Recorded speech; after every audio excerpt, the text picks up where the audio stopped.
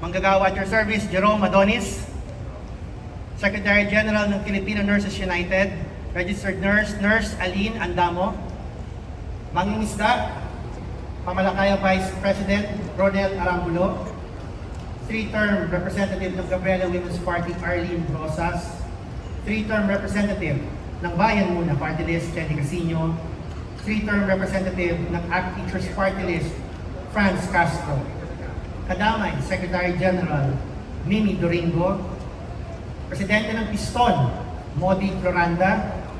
Sandugo Chairperson para sa mamamayang Moro at Katutubo, Amira Lidasan.